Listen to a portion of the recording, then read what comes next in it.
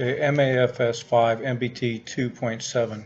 This is where we're going to add, subtract, multiply, and divide decimals to the hundreds using concrete models or drawings and strategies based on place value, properties of operations, and other relationships between addition and subtraction. Relate the strategy to a written method and explain the reasoning. Now you're going to see that the examples I'm going to give you here, we're going to base it a lot on unit form and on your basic math facts. And we're also going to use a model. Here is a typical addition problem.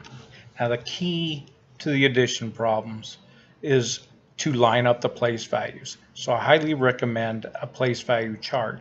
And I don't recommend you add all three of them at one time. I recommend you add two of them. So I'm going to start off and I'm going to put my first one in the place value chart. And I can see I have 12.25. And the next one is 3.05.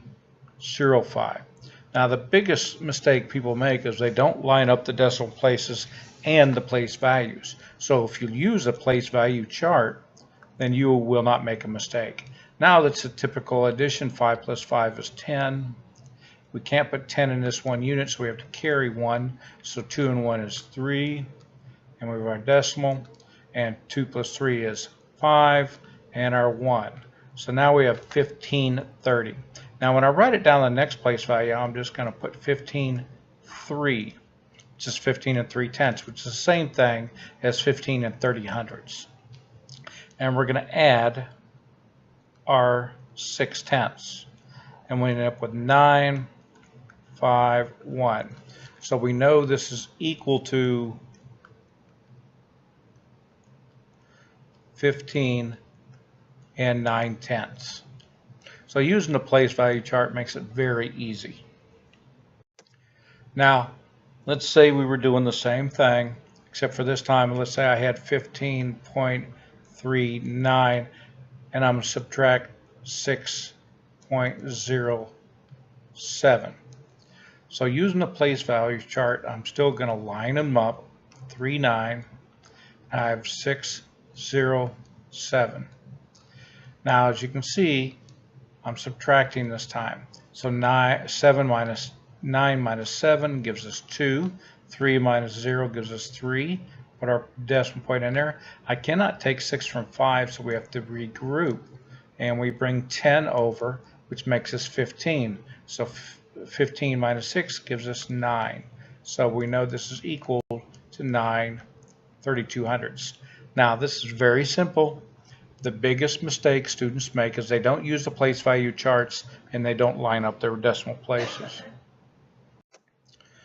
Now here's a multiplication, and we're going to do this a couple different ways. And I'm going to do this one the first time using a model, an area model. And I'm going to take first my factor of 4 and I'm going to put it on the side. Now up top here, I'm going to break it up to 6, 3, and 7, but I'm going to change it to unit form. I can see this here is 6 ones, and this is 3/10, and this would be 7 hundredths. Now when I multiply it, I got 4 times 6, because I got 4 times 6 in this block, and that gives us 24 ones, and I have 4 times 3, which is 12, because it gives us 12/10.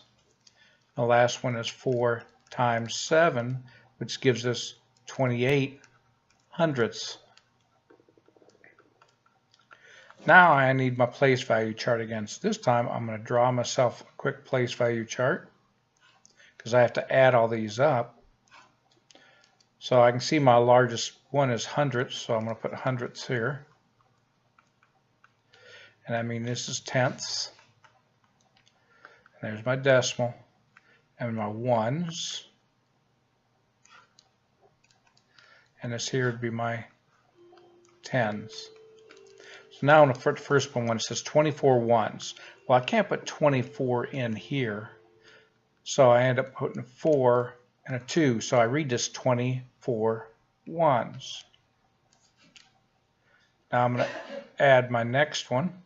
I'm going to put it in the same type of chart. And this time it's 12 tenths. Well, the way I put this is I know I have to put the 2 in the tenths position. So I'm going to put the 2 in the tenths position.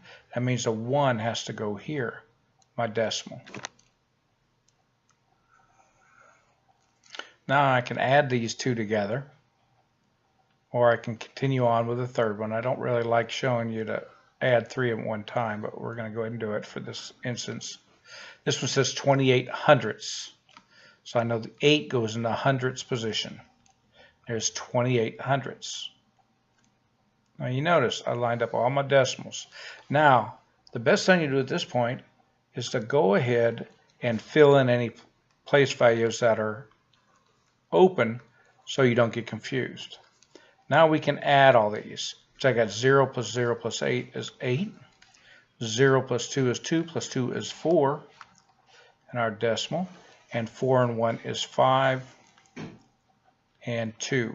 So we know this here is equal to 25 and 48 hundredths.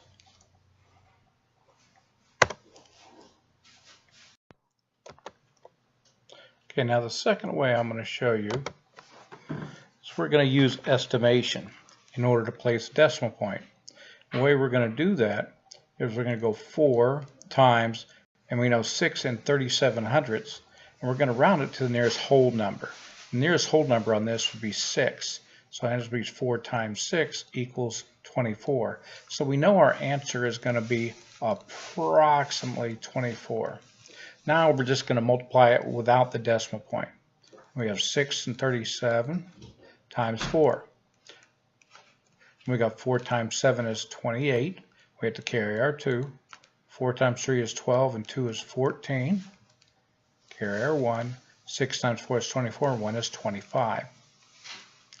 Now we have to place our decimal point back in.